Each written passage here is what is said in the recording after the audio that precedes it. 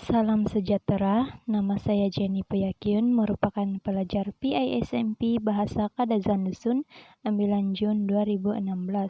Pada hari ini saya ingin membentangkan kajian saya pada semester 8 yang bertajuk Sapaan Kemolehingan Tinaruk Dusun Id Kampung Wasai. Pada bahagian pendahuluan atau pengenalan, menurut Saryani, sapaan merupakan kaidah untuk bermesra ataupun satu kaidah untuk memulakan satu perbualan. Jadi, sapaan yang ingin dikaji di Kampung Wasai ini ialah sapaan dalam kalangan penduduk Kampung Wasai yang berumur 40 hingga 70 tahun, karena bentuk sapaan mereka berbeza dengan bentuk sapaan kebiasaan, contohnya selamat pagi, salam sejahtera, dan selamat malam. Seterusnya, kajian ini juga mengkaji faktor bentuk sapaan yang diamalkan di Kampung Wasai. Dan yang terakhir, kajian ini juga ingin melihat nilai kesopanan dalam sapaan di Kampung Wasai tersebut. Karena menurut Saleh dan Nasrullah, pemilihan kata dalam sapaan menentukan kesopanan. Jadi, kajian ini ingin melihat adakah sapaan yang diamalkan di Kampung Wasai itu sopan ataupun tidak. Seterusnya, pada bahagian surutan kajian, semasa menjalankan kajian ini, saya telah merujuk beberapa teori, prinsip, dan model.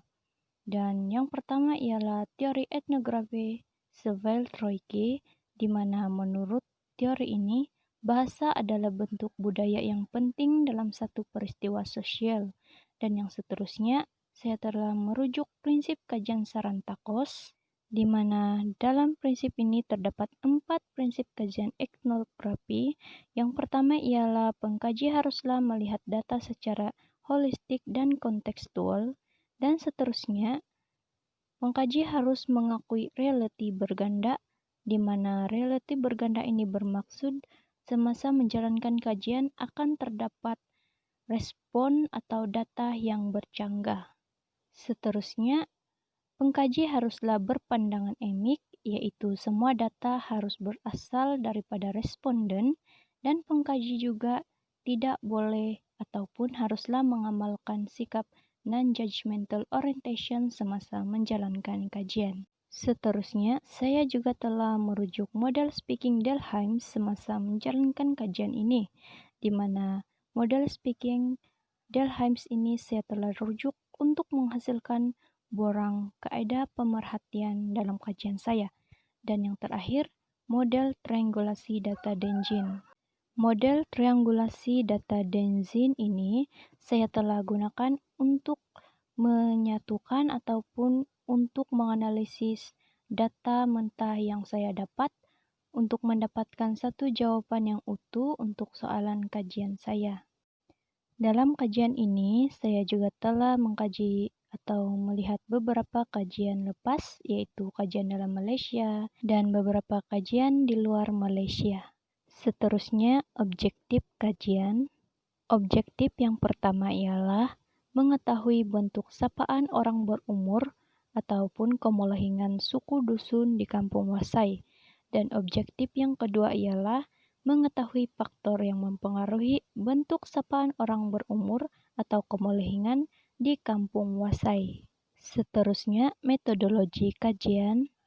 Dalam kajian ini, saya telah menggunakan kaidah temu bual dan perekodan, pemerhatian, dan nota lokasi, serta analisis dokumen untuk mengumpul data ataupun untuk memperolehi data. Dalam kajian ini juga, saya telah menggunakan pendekatan kualitatif dalam mendapatkan dan menganalisis data, dan data yang diperolehi telah dianalisis mengikut tema dan kategori ataupun disebut dianalisis secara tematik.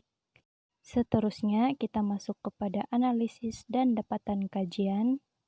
Bagi soalan kajian yang pertama, yaitu apakah bentuk sapaan orang berumur di Kampung Wasai? Dan kategori yang pertama ialah sapaan apabila berjumpa di tengah jalan atau perjalanan.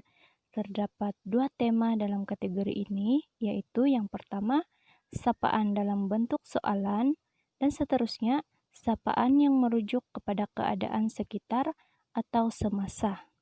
Sapaan dalam bentuk soalan ini bermaksud apabila orang berumur bertembung di perjalanan, perbualan mereka akan dimulakan dengan soalan.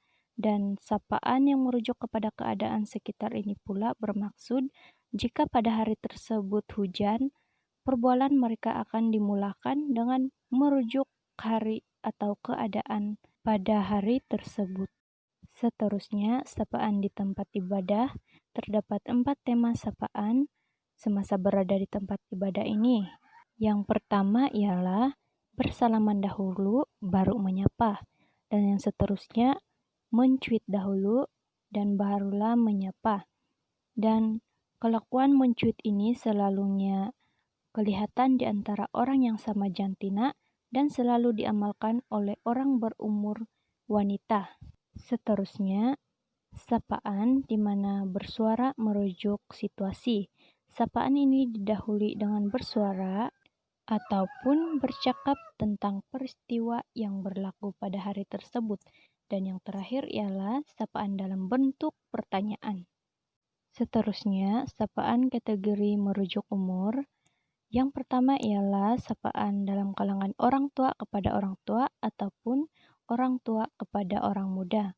Sapaan yang digunakan di dalam kategori ini ialah sama, di mana ia sama dari aspek topik dan intonasi karena kalangan orang muda dan orang tua sudah mempunyai persapahaman yang sama. Seterusnya, sapaan orang tua kepada kanak-kanak. Sapaan orang tua kepada kanak-kanak lebih berbentuk kepada dorongan. Dan seterusnya, sapaan di antara orang tua dan kanak-kanak juga dapat dilihat lebih kepada bentuk nasihat. Seterusnya, kepada soalan kajian yang kedua, yaitu apakah faktor yang mempengaruhi sapaan orang berumur suku dusun di Kampung Wasai? Melalui triangulasi data, terdapat beberapa faktor yang telah diringkaskan yang mempengaruhi bentuk sapaan di Kampung Wasai itu, yaitu yang pertama, faktor size kampung yang kecil. Seterusnya, faktor perpaduan dan persepahaman yang erat di antara penduduk Kampung Wasai.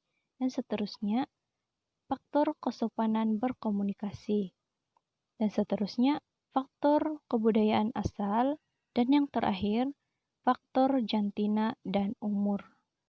Ini merupakan satu ringkasan yang menjawab kedua-dua soalan dalam kajian ini, yaitu bentuk sapaan dan seterusnya di luar bulatan itu merupakan faktor yang membentuk sapaan di Kampung Wasai tersebut.